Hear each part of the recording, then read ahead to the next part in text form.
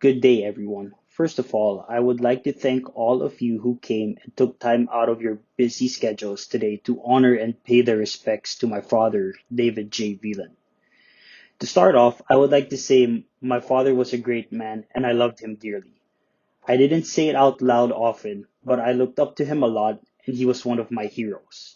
The older I got, the more I realized why I looked up to him and understood and appreciated everything he did for me and our family. Even before he passed away, when my girlfriend and I would talk about my dad, the conversation would usually end with me saying, if I were to become a father one day, I would like to be just like my dad.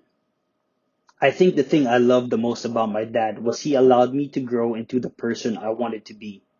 He supported me in everything I did, whether it was school, sports, or career goals. He seemed to have perfected the balance of when to get involved and when to take a step back.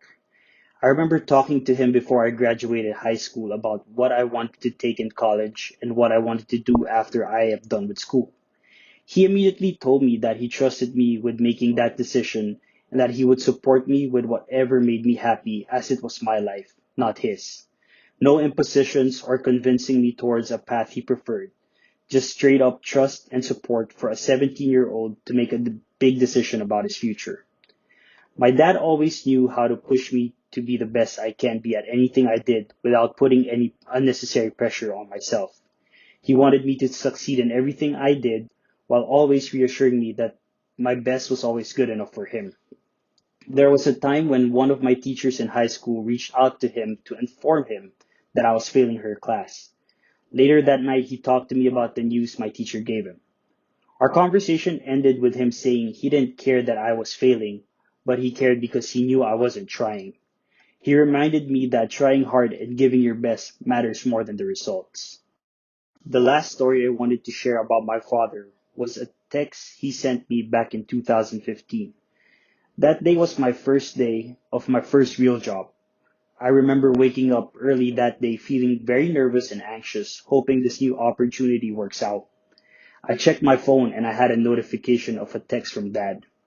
He sent me a message early that morning saying, "Congratulations and good luck on your first day of work, Kiko. Only 40 more years until retirement." I immediately laughed and forgot how tense I was. That was my dad.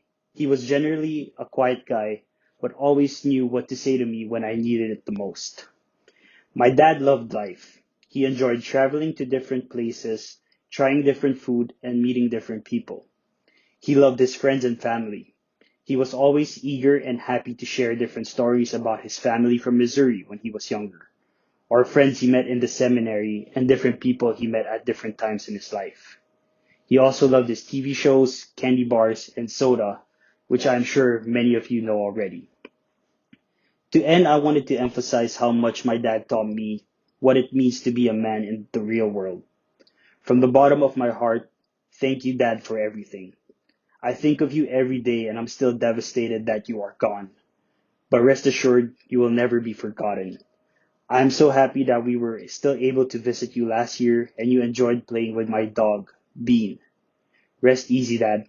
I love you always.